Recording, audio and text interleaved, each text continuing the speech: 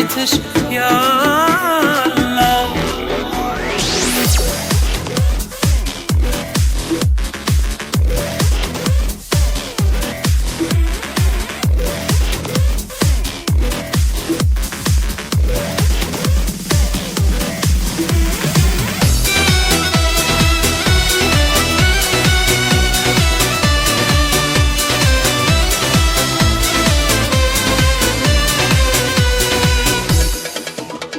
Uzakta, katı uzakta senden, gözlerim gözlerine aşık, geceler soğuk ve sensiz. Uzakta, katı uzakta senden, gözlerim gözlerine aşık, geceler soğuk ve sensiz.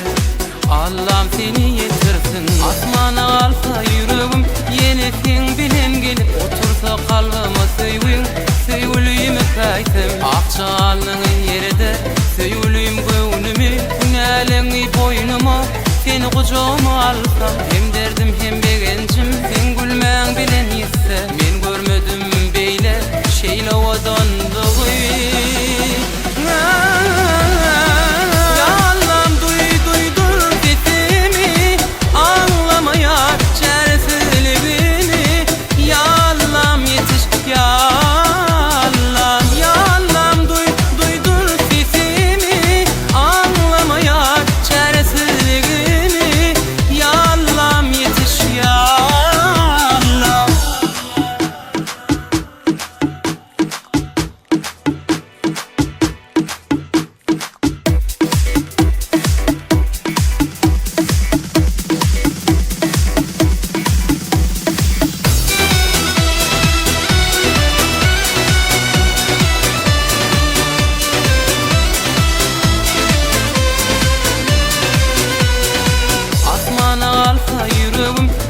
Sen bilen gelip otursa kalbime söyleyeyim kaytım. Akçalının yerde söyleyeyim gönlümü, günahlarını boynuma, seni kucağıma alsam, hem derdim hem begencim, sen gülmen bilen ise, men görmedim beyle, şeyle odandığı.